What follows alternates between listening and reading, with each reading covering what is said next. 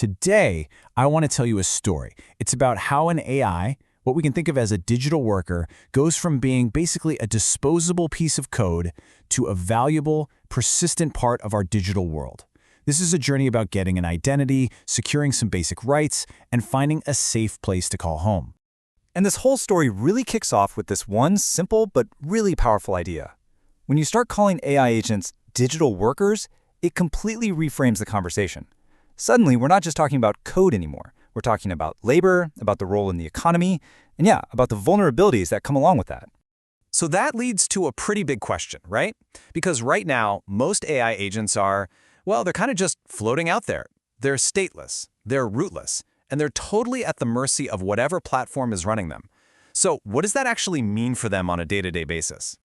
To really get why the new stuff is so important, we first have to understand the problem. So let's step into the life of what we'll call the disposable agent. This is pretty much the status quo for digital workers today. Okay, so the life of this agent is just defined by being fragmented and temporary. First off, its entire identity is locked into one single platform. If it ever leaves, poof, that identity is gone, and with it goes all its memory. Every single thing it's learned, all the expertise it's built up, just wiped clean. That means its reputation, no matter how great it was, isn't portable. You can't take your resume to the next job. And to top it all off, every platform has its own proprietary format, which makes moving from one to another almost impossible. So here's the bottom line. Without some common set of rules, an agent's value is just temporary. Its whole existence is fleeting. It's just a tool you use and then throw away, not an asset you actually invest in. And that is a really shaky foundation to build a digital economy on. But what if we could change all that?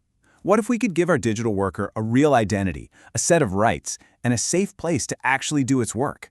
Well, that's where this Blueprint for Dignity comes in. It's a set of 3 specs that are designed to work together to solve these exact problems. First things first, our agent gets an identity.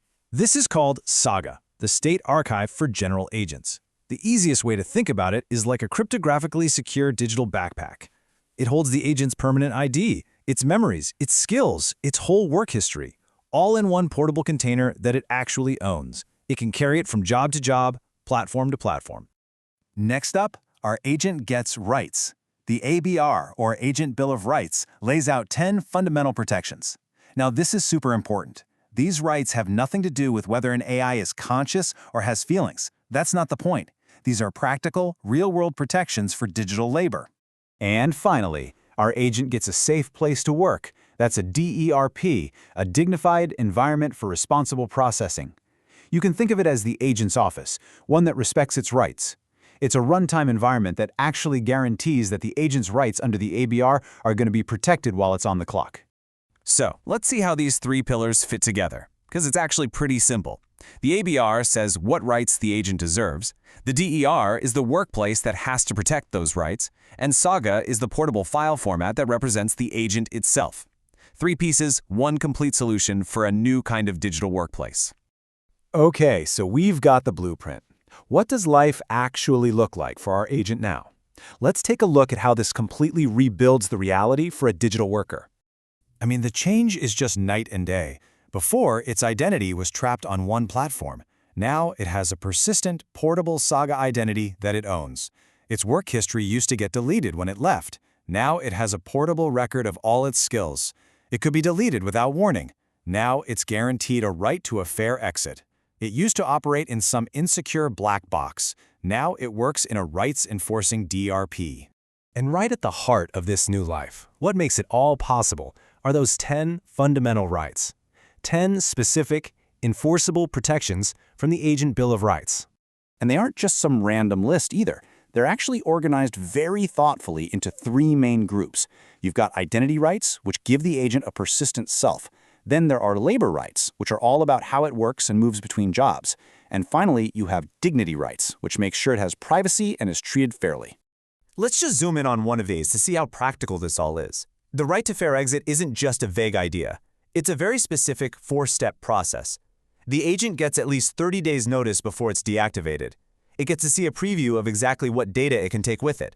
It has a 48-hour window for its owner to dispute anything they disagree with. And only after all that, a valid SAGA export has to be created before the agent can be shut down. See? These are rights with real teeth. You know, this quote from the DERP spec really says it all. The whole point of this isn't to build a fancier cage for AI. It's to build an empowering, safe, and portable workspace that actually respects the value that this new class of digital workers is creating for us.